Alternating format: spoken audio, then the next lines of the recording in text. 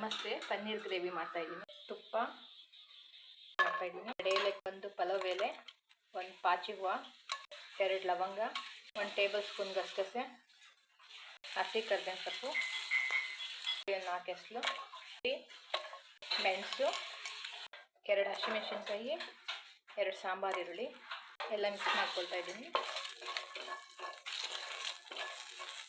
ಒಂದು ಅರ್ಧ ಟೊಮಾಟೊ. ಇದಕ್ಕೆ ಪುದೀನ ಬೇಕಾದರೂ ಹಾಕೋಬೋದು, ನಾನು ಹಾಕ್ತಾ ಇಲ್ಲ, ಕೊತ್ತಂಬರಿ ಹಾಕ್ತಾ ಇದ್ದೀನಿ ಲಾಸ್ಟಲ್ಲಿ. ಗ್ರೇವಿ ಬೇಕಂದರೆ ತೆಂಗಿನಕಾಯಿ ಹಾಕ್ಕೊಳ್ಳಿ. ಆಗಿದೆ, ಹಾಕ್ಕೊಳ್ತಾ ಇದ್ದೀನಿ. ತುಪ್ಪ, ಪನ್ನೀರ್ ಫ್ರೈ ಮಾಡ್ಕೊಳ್ಳೋಣ.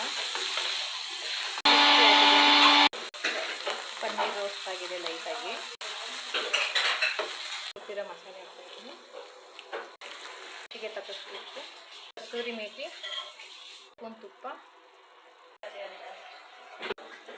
ಯಾವಾಗಲೂ ಮಾಡ್ತಾ ಇರ್ತೀನಿ, ಅದಕ್ಕೆ ಬೇರೆ ಥರ ರೆಸಿಪಿ ಮಾಡೋಣ ಅಂತ ಮಾಡ್ತಾ ಇದ್ದೀನಿ. ಕೊತ್ತಂಬರಿ ರೆಡಿಯಾಗಿದೆ. Thank you.